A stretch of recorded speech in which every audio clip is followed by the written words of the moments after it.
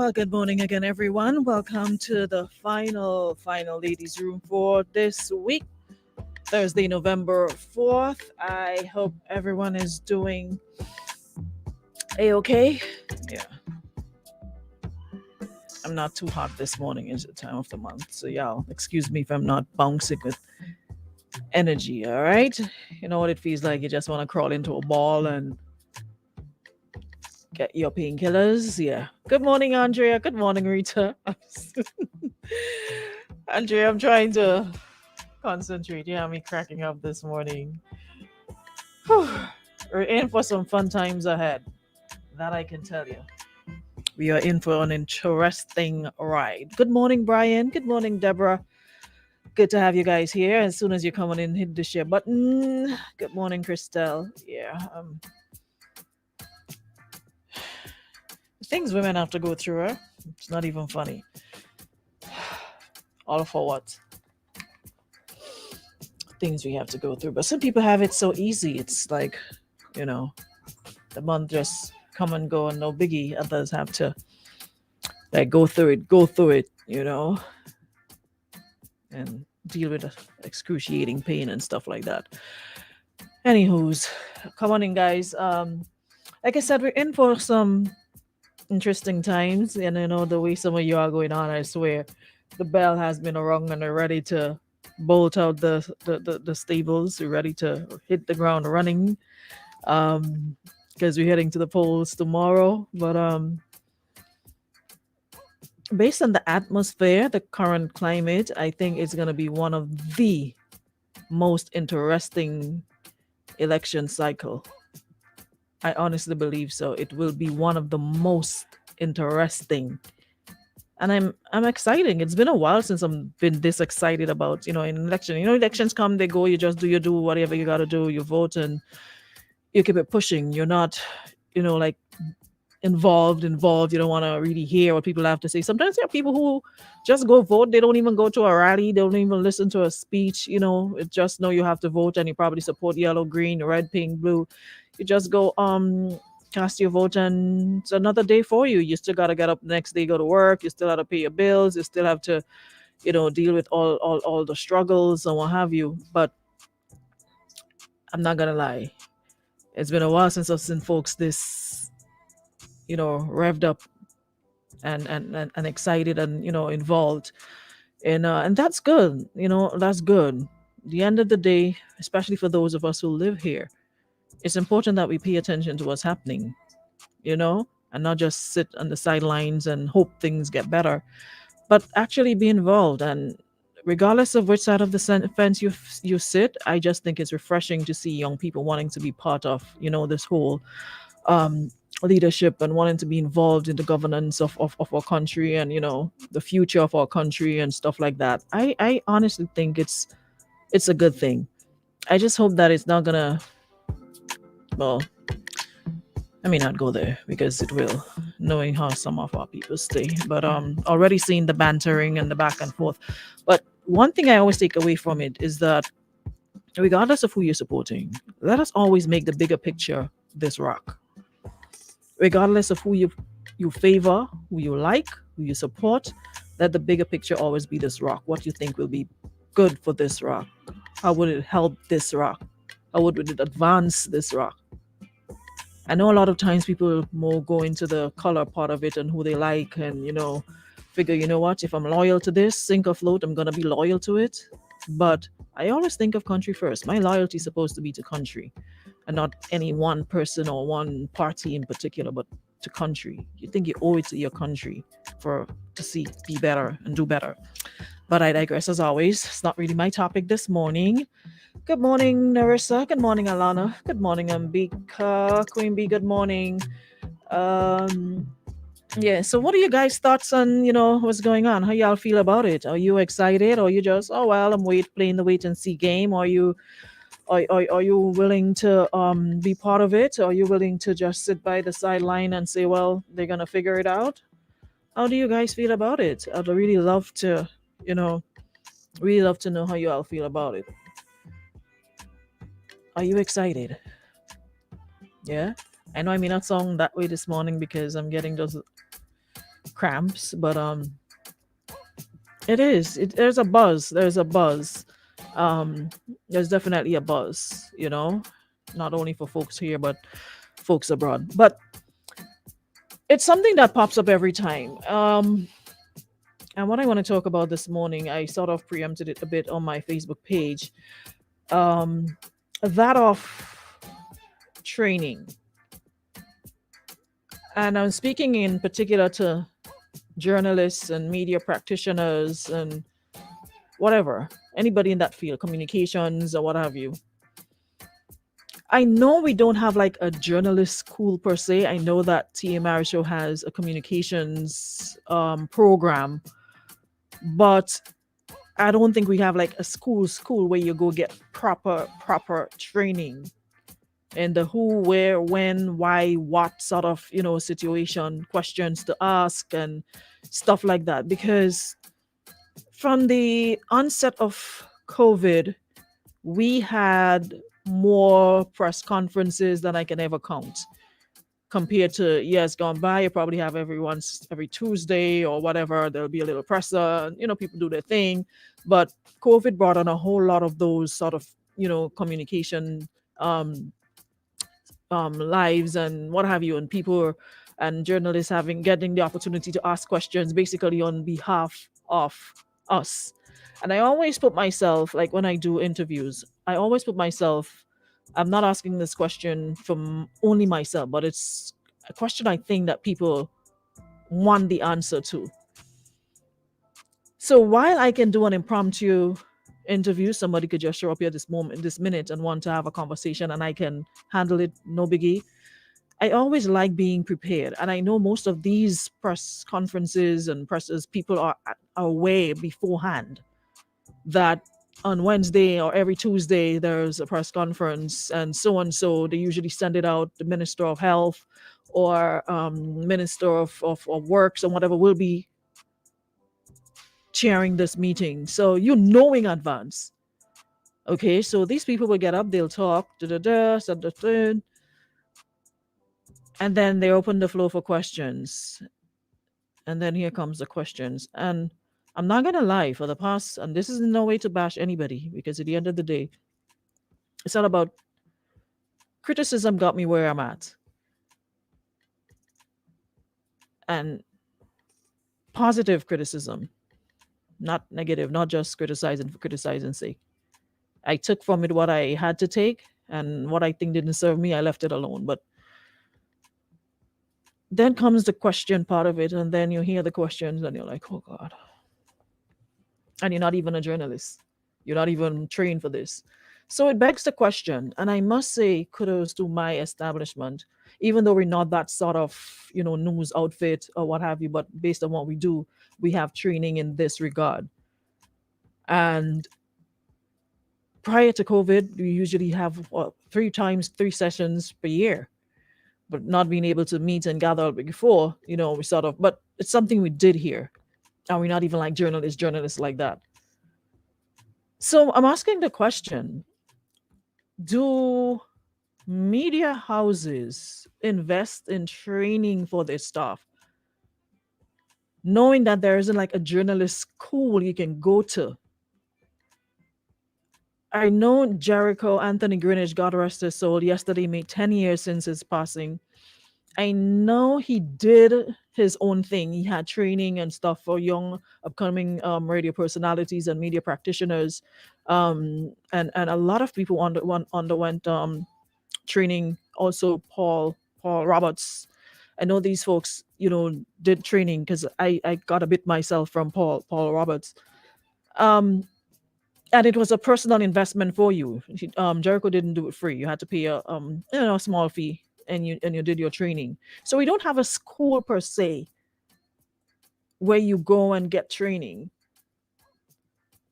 But the onus to me is on the media houses, because remember, when this person stands up and they ask a question, they're not only speaking on their behalf, they're representing your business, they're representing your establishment. And it not only makes your establishment look bad, apart from the person it's like, y'all are not ready for this. So do media houses invest in training for this stuff? Or is it a case of sink or swim? Figure it out on your own. And do employers know that their employees are actually part of the investment? Like how you would invest in a piece of equipment that you know would add to your services or something like that. Are you aware that um, your employees are also part of that investment? And to get your returns, you also have to invest in your employees. So knowing that there isn't a journalist school, do you bring people in who are trained, who have the know-how, the knowledge, the Hamlet Marks, or whoever else we have out there? Because a lot of the older folks, they're moving on, and you know, a lot of young folks might just think, okay, this is something that pays, although it doesn't pay much, but you can pay a bill, and some might have genuine love for it, but they can't afford to go get the proper training that requires a lot of money and stuff like that. So do media houses, and I'm sure you guys hear the complaints. I'm sure you see some of the comments from viewers under these lives about about the questions. There's too many cringe-worthy moments at these presses. It's like, did you just come here or did you even prepare? And the responsibility alone isn't the media house. Because, for example, if I know I have a guest, um, management will probably let me know, hey, you have this person on, and after that, of course, I'll be given notice. Then it becomes my responsibility to do my research, to find out about the person, find out what they do, what makes them tick, and I jot down questions or put little pointers so I wouldn't forget, okay, I need to ask about this, that, or the other. Sometimes I even sit down and write my questions, and I'll go through it just to make sure I've got everything covered. And then when the conversation starts flowing, you don't necessarily have to stick to the script per se to ask question 1, 2, 3, 4, 5. You just need it as, something to fall back on. But while the guest is speaking, you can listen, and you also get questions from what their responses to other questions. And before you know it, it flows. But it generally takes some level of research and preparing in advance. There's no reason, there's no need, and this, especially now when you give an advance notice, somebody tells you, okay, tomorrow you have a press conference, so and so will be having a press conference, and the media is invited. There's no way you're supposed to stand there asking juvenile questions. You should be prepared. And it's like, sometimes it's like folks are scared, or they want to appear, in the person's good books, or look good and not ask. There are times you have to ask the uncomfortable questions, because if you're putting yourself out in the public space, you're putting yourself out there, you're opening yourself up to an interview or whatever, you're opening yourself up to questions. So it's not that what makes you sound good or look good. Pose the questions, construct your questions beforehand. And then, even if you have to read it out, then ask your questions. But we've seen too many moments where there's a level of unpreparedness, and then people making fun of you, and then you hear you are a journalist, and then you're not calling one name, you're saying journalist, and it makes it look like everybody's in the same boat, when there are people who actually try to do better and prepare themselves. So it's not just on the employer, it's also on the employee. You have to do your research. You could be in a field for, well, I'm past 20 some years in radio, and I still prepare. I still get up on the weekends. I still prepare for the week, even though I could just come here and just go on air and do what I have to do without even flinching. I still prepare. I still jot down, okay, all right, listen to the news, and I'm like, all right, I'll talk about this, I'll talk about that, or I'll do this. Even down to the songs that I'm gonna play. My phone in the notes is practically filled every day with songs and notes of things that I want to talk about. So all it takes is a level of preparedness, research. Even if you have to ask the person, and I have done that with my guests, is there anything in particular you would like me to ask you? Because sometimes I'm going on my questions and what I think people want. Sometimes there might be something you want to highlight and I may not ask. So I will ask them, is there anything else that you like to highlight, maybe that I didn't ask? And then give them, an opportunity to free up and speak. But I know they are pretty young, but at the same time, age and nothing if you're deeply passionate about something. If you want to be a journalist, you have to be the best journalist there is. And that means you have to do the work, do the research, even if it means doing it on your own. You don't necessarily have to depend on somebody. The internet is there. The big world wide web is there, filled with free information. Filled with free information that you can go do your research, because it's really basic. When you learn, it's who, where, when, what, why, the 5 W's. Who, where, when, what, why. And you use that as your guideline. But in this day and age, in 2021, to still have people standing up and unsure or asking questions, sometimes they ask questions that somebody has asked before. The important thing to doing an interview is listening. And when you're interviewing somebody, it's not about you, it's about the person. Don't make it about you. The key is to listen, because there are a lot of times questions are already answered. It may not be the question you asked directly, but if you listen to the interviewee, the question was already answered, and then you go again and you ask. And then the interview is like I said before. You missed that part. When they say, like I said before, that means they already answered the question, posed in a different question. Listen to the questions asked, listen to the responses given. You might be up next and realize, hey, this person answered the question, so let me find a different way of asking the question, or ask another question, or do a follow-up on the responses. But Gia, I thought about it. Like I said, I'm not like a journalist. I've done numerous courses. I'm more on the communication side, not much on the journalist side. And like I said, the folks like the Hamlet Marks, we need to call them out. They are skilled. They are trained. They are experienced. We can't just be throwing our young journalists into the water and hoping that they swim. And then, the older ones sit back and cackle and help join in making fun of them. You see, and that is like the issue that we have today. Everybody feels like where they are today, like they just got up, went to sleep last night, woke up the next morning, and they were there. Like they just woke up with the experience. They just got up the next day and they were fully qualified and fully experienced. So it's like, you guys understand the trials and the tribulations. These young journalists, they're already not paid enough. They're not paid enough. That's why so many are not interested in this field, because you either love it or you have a really deep passion for it, so you get involved in it. If you're looking for something that's lucrative and you're going to make a lot of money, that's one of the things I say to folks early o'clock. It's either you really love it, you're deeply passionate about it, but if you're looking at something to sustain you, or it's a lucrative business, then journalism ain't for you. That's why you see so many people ending up in compromising situations, because they're not really getting much to talk about. Like, seriously. If some of these employees, journalists, they're making $1,500 to $2,000 a month, they're getting a lot. Callistra Farrier, again, is another fantastic journalist.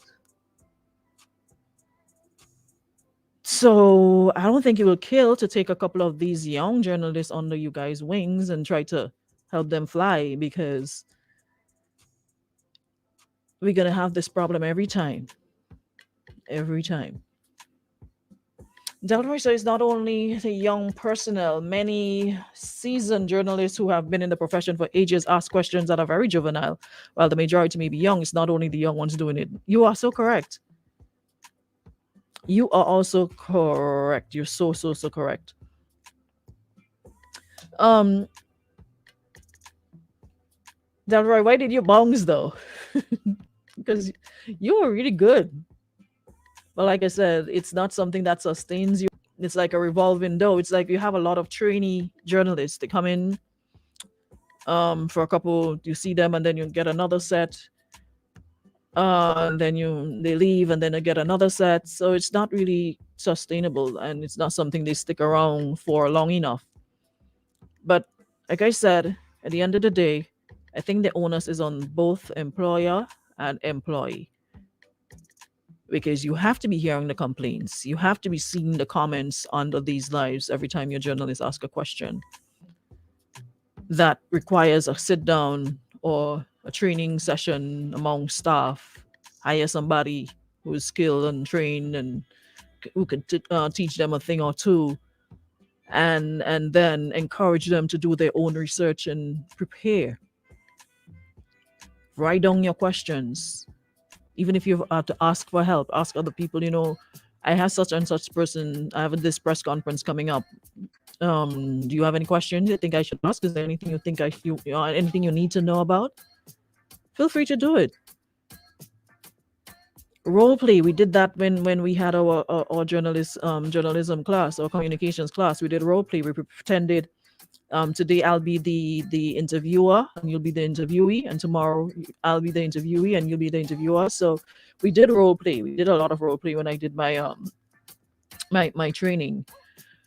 Karen says probably there's a need for a press pool so the journalists, they can combine their resources, especially for those conferences, and can feed on each other before these meetings so they know what questions to pose. Proper follow-up questions are not asked during these engagements. That is the point I'm making. Follow-up questions. That's like I said, they'll ask a question, right?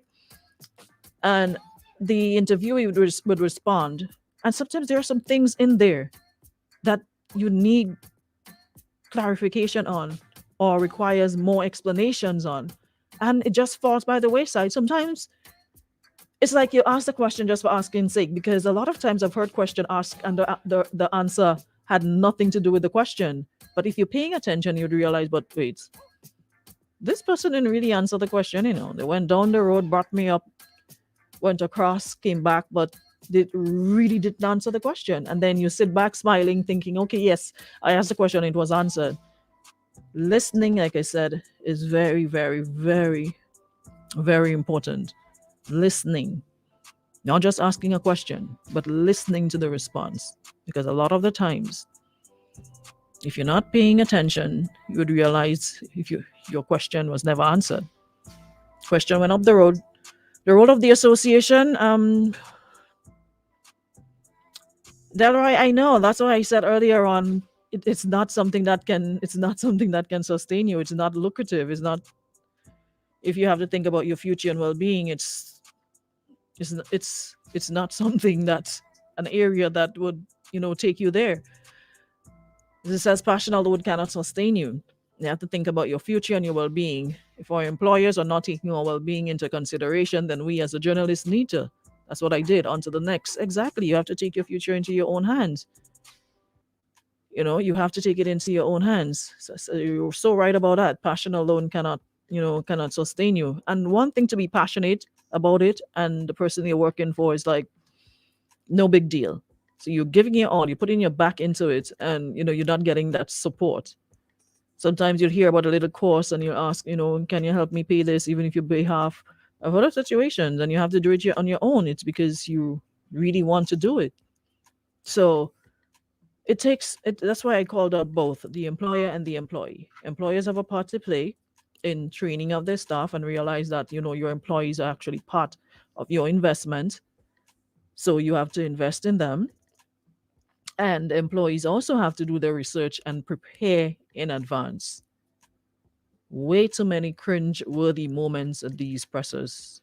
It could be avoided if we had a level of preparation and research and listening. Listening. Yeah? So it's not that hard. It's not hard at all.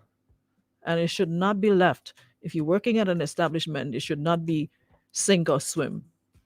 and you have to figure it out on your own. It should never be that. We're in this together, right? I I've never been fully involved in the Media Workers Association, so I can't speak to what they're doing or what they've done. I've never even went to a meeting, honestly, because I used to be in a group chat. I don't know what happened to that. I don't even know if it still exists. And you'll hear about little things by the wayside. You'll hear about when there's a new uh for new president and what and what and who's, but it seemed to me that the Media Workers Association were mainly targeting newspaper, print media, not necessarily radio, because listening to them, I didn't really see anything in there for on air personalities or DJs or anything of that sort. It um it it was more geared towards print media or news in general.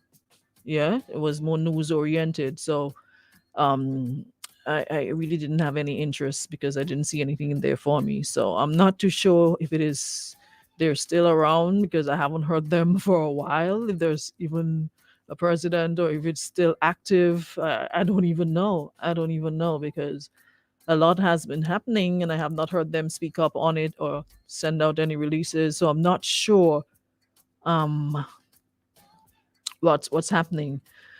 I remember back in the day, when I went to China, they were the ones sending out the information regarding training opportunities. I remember that because that's what I when I went to China and got my the mass communication training. It was then, but um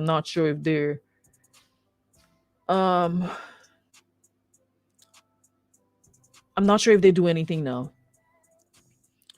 Denver says, must some of us pay attention? And we know many of our media outfits cannot pay more than they do, to be fair, but it's about the treatment, the incentive. You may not be able to pay higher salaries, but you can set up a scholarship fund, for example, help our colleagues to become more marketable, but nothing at all. That's not good enough.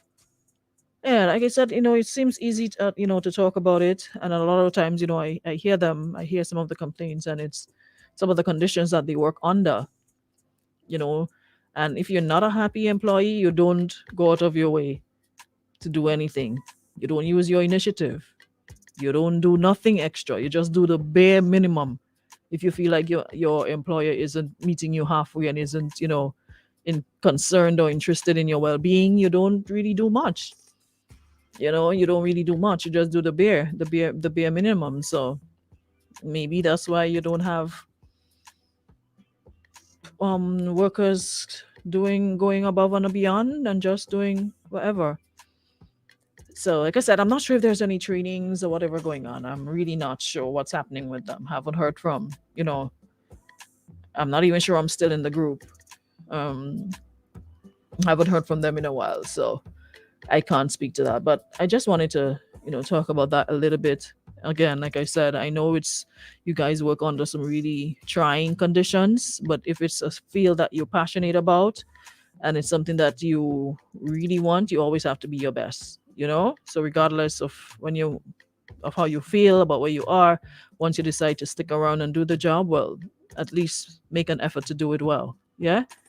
If you're heading out to those press conferences, like I said, you get advance notice. There every Tuesday.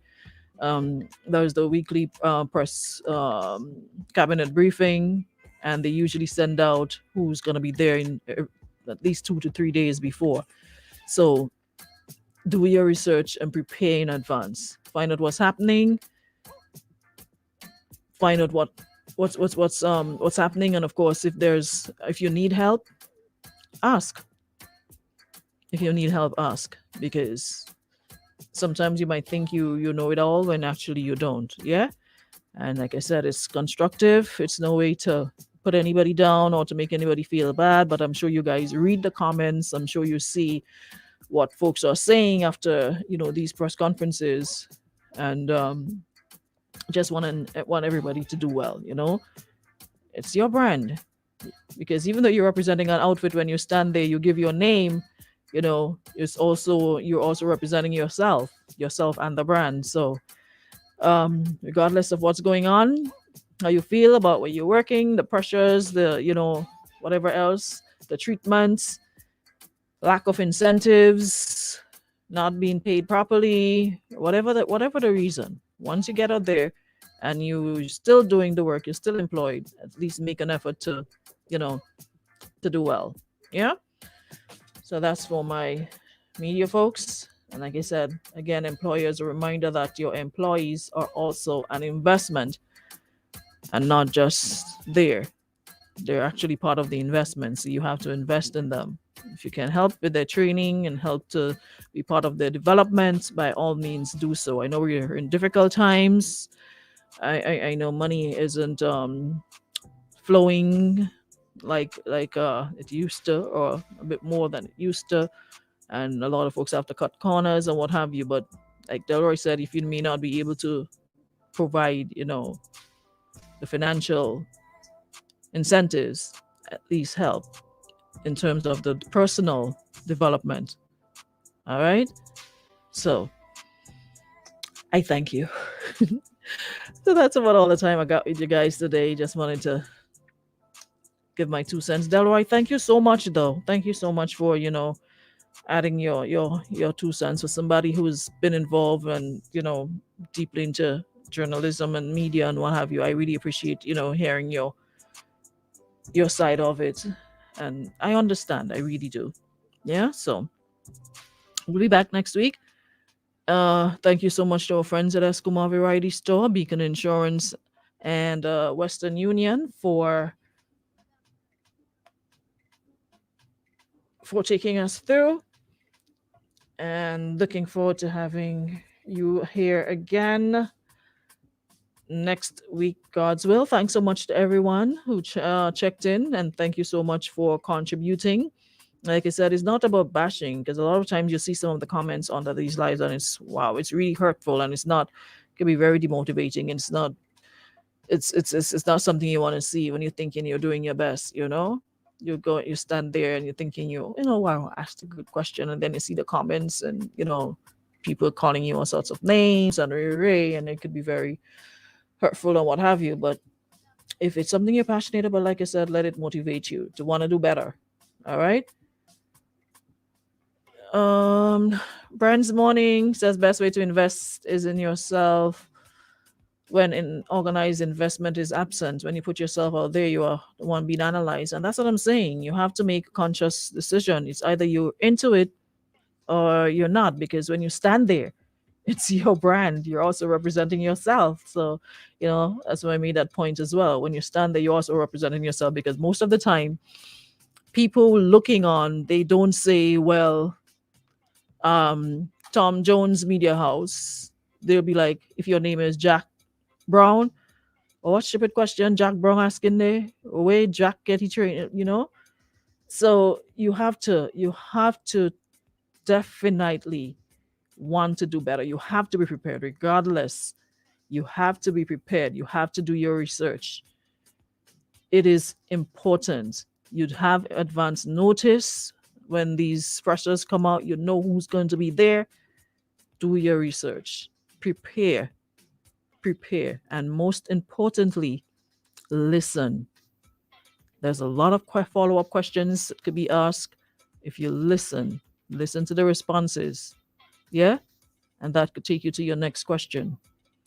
The question another journalist asked, you can even get a question from the response given. So it's important that we listen, prepare, and do your research. It's not a contest. It's not who asked first, who asked the best question, whatever. Who asked the most pertinent question. So it's important to do your research. Stop turning everything into a competition. It's not. Yeah? These are questions the populace want to get the answers to. You are representing us, basically. The questions that you're asking, all of us can go sit in the room or go online and ask them ourselves. So it has to be questions that you would think your listeners and viewers want the answers too. So ask questions, ask your family, ask your friends. I'm going to this press conference on Monday with the Minister of Health. What do you think? What do you want to know? They might not say it in a way, you can ask, but you write it down and then you formulate it properly and then you ask. Yeah. So looking forward to some improvements. And like I said, no man is an island. If you need help, ask for it. Reach out to somebody. The only time you can say, well, they didn't help is if you didn't ask. And even if somebody offered the help, it's not because they think you're totally incapable. The ego sometimes can be our biggest enemy. Egos. There's a time and place for everything. Egos have their place. So if you need help, feel free to ask. And if somebody reach out to you, take that chip off your shoulder and don't think, they're attacking you. We take everything personally and as an attack. It's actually constructive. You're supposed to know when somebody's coming at you from a good place as compared to somebody just being mean. They are constructive criticism, and there are some people who criticize for criticizing's sake. So when you're asking the good questions, compliment them. When they're messing up, critique them. But some folks will do the criticism across the board. But you have to be able to to use your discernment to figure out, if this person what's their motive, what's the agenda, are they coming from a good place? And even if you don't, whatever you feel, you take what you need to take and leave the rest. You just listen. If it works for you, it works. It doesn't, So oil and water. Don't lose sleep over it. Anywho's, thanks, guys. I'm going to catch up with you next week, all right? And next week will be one to look forward to. I'm already excited. So until then, have a good one. Thanks so much for checking in for this week. Alrighty.